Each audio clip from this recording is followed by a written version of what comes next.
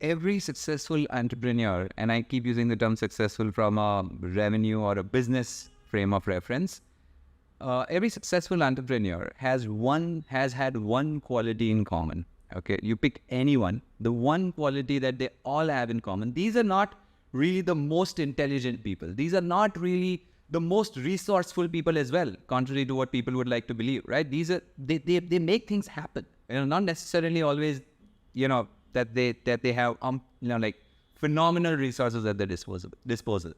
So they're not essentially the most intelligent, or they're not essentially the most resourceful or the most well-connected, but there is this one thing which is common, which is resilience.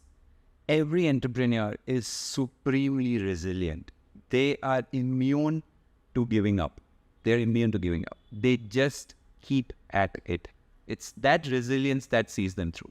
Of course, when I say they're not the most intelligent, of course, they are smarter, they are more intelligent than people in general. They need to be a jack of all. They need to be good at so many things, right? That's important.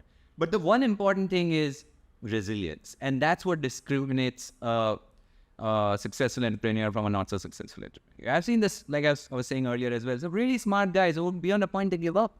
They're like, oh, this isn't working. Yeah, I go back to doing what I was doing. Whatever. And that's nothing right or wrong about it.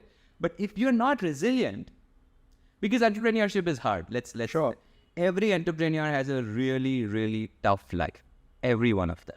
It's not easy. Even if you ask, the so-called the most successful entrepreneur of our time, Elon Musk, right?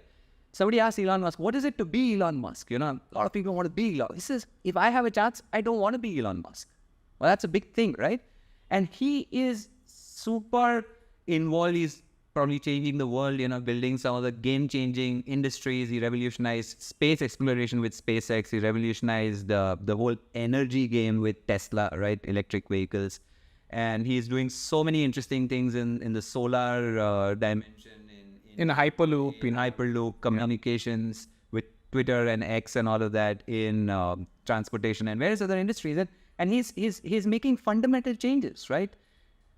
This guy, he is supremely relentless. He's resilient. He doesn't take no for an answer. Even at some point, this might come across as, a level of eccentricity, and so be it, right? I mean, he just wants to make things happen, and he challenges assumptions. He challenges established paradigms, and people who have the resilience to not accept status quo, to challenge the limits, to challenge the assumptions, they are the ones who make things happen.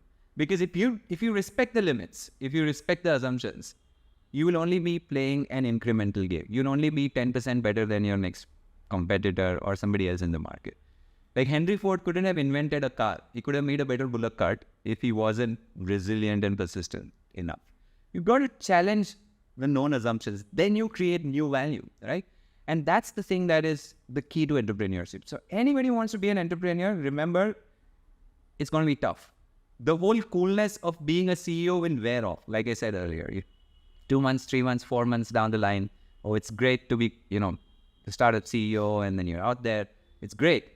But the grind of it is unparalleled. Okay, is unparalleled. And the moment you develop a taste for that grind, the moment you develop a taste for being an entrepreneur, then it's a calling. It's really a calling. And then you endure every challenge that comes your way, and you become successful.